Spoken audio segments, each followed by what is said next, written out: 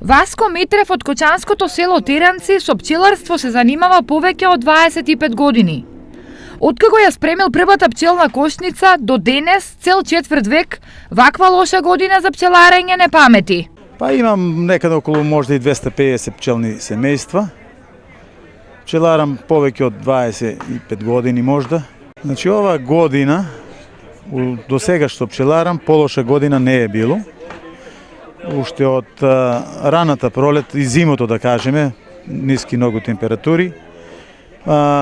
Април месец исто паднаа температурите, мраз фана оште тиги сите овошки.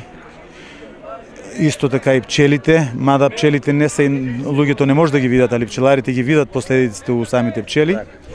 И огромните разлики меѓу ден и ноќ, кога е значи температурата над 15 степени, мед 3 дена, следните 3 дена нема. Дека условите за пчеларење се лоши, пчеларите од истокот се жалеа и лани. Но ако лани било лошо, годинава е катастрофално. Лоша беше, меѓутоа претходната година имаше на доста места, значи и добри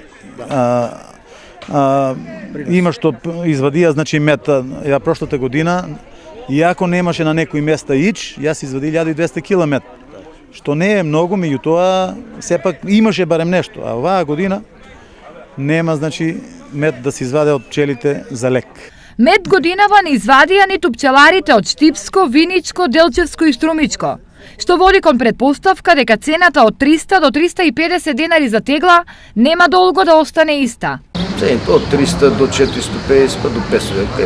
На ниво на регион имаше околу 400 пчелари со близу 15.000 пчелни семејства, но зимата одвоја преживеа околу 9.000 пчелни семејства.